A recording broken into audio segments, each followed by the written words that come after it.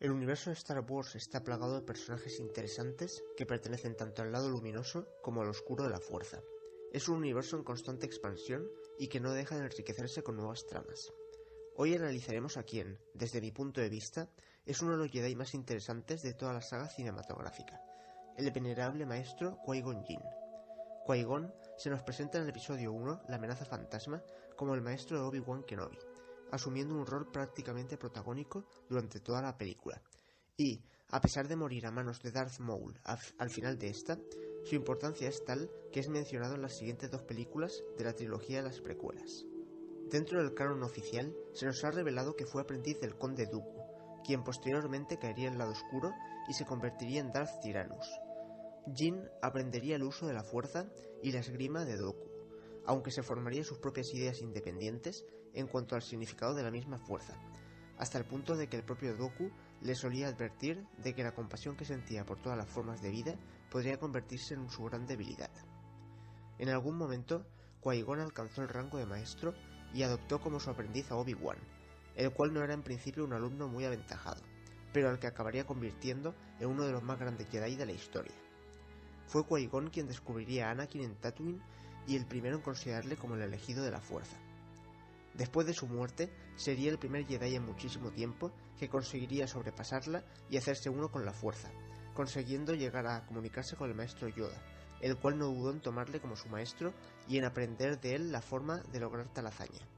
Posteriormente, también enseñaría dicha técnica a su antiguo Padawan, Obi-Wan Kenobi. Sin duda, Qui-Gon, a pesar de no ser el Jedi más poderoso en términos de lucha, sí que es uno de los más sabios de entre todos los que se nos han mostrado en el canon oficial. Su sabiduría proviene de su modo de pensar independiente. Tal y como Obi-Wan le dice, habría sido llamado a formar parte del Consejo Jedi de no ser por su pensamiento poco ortodoxo con respecto al código Jedi, a lo cual Qui-Gon le resta importancia diciéndole que aún le queda mucho por aprender. Resulta evidente que para Qui-Gon no tiene interés el hecho de ascender en el escalafón de la jerarquía Jedi. Él está más interesado en seguir su propio camino dentro de la Orden, siéndole leal, pero a la vez manteniéndose apartado de muchos de sus dogmas. Precisamente una de las cosas que nos cuenta la trilogía de las precuelas es que la Orden Jedi, a pesar de ser lógicamente benévola, propició la caída de la República debido a su falta de miras y al dogmatismo del que en muchas ocasiones los Jedi hacían gala. Es por esto que muchos en la Orden consideraban a Qui-Gon como un Jedi gris, no en el sentido de que estuviera cerca del lado oscuro, puesto que su compromiso con la luz era indiscutible, sino porque era visto como un Jedi rebelde que seguía el código Jedi según sus propias interpretaciones. El pensamiento de Qui-Gon estaba mucho más ligado a la naturaleza que a la filosofía clásica de los Jedi.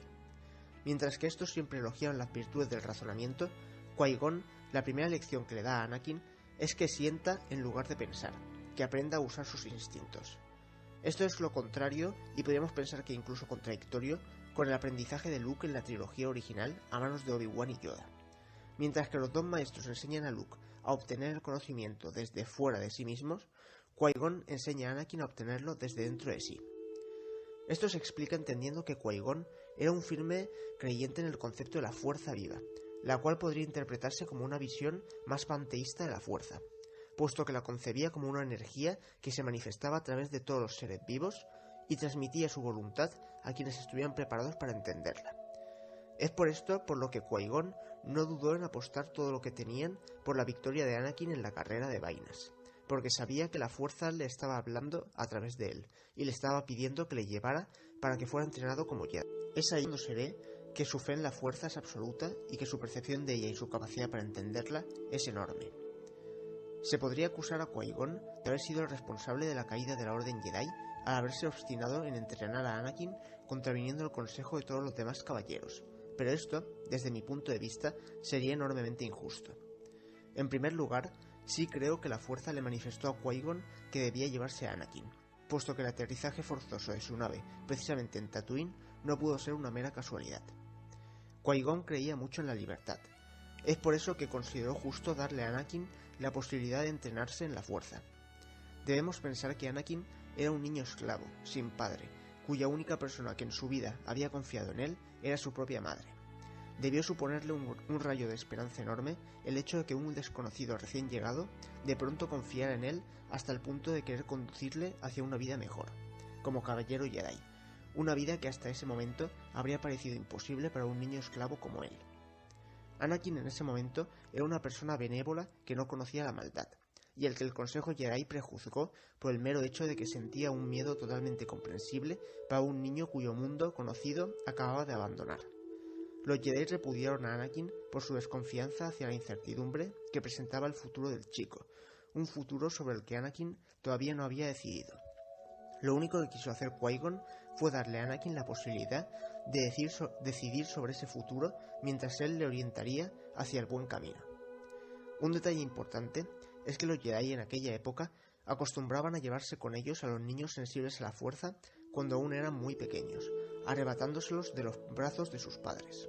Qui-Gon, sin embargo, no siguió esta tradición con Anakin, sino que le dejó elegir, advirtiéndole seriamente de la dificultad del proceso para llegar a ser caballero y de la dureza que conllevaba en todo momento la vida de un Jedi.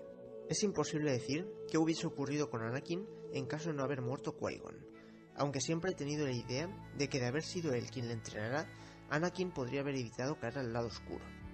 Debemos tener en cuenta que, según el ahora canon de leyendas, Qui-Gon ya había tenido un aprendiz antes de Obi-Wan, Xanatos, un joven que acabó cayendo al lado oscuro y cuyo recuerdo Qui-Gon siempre mantuvo en mente.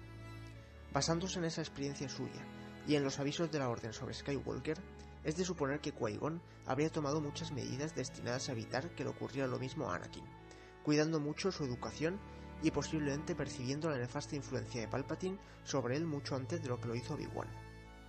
Una pista de esto puede ser el detalle revelado muy recientemente en los cómics del canon oficial, en los que se nos muestra a Vader imaginando una vida alternativa en la que él no hubiese caído al lado oscuro.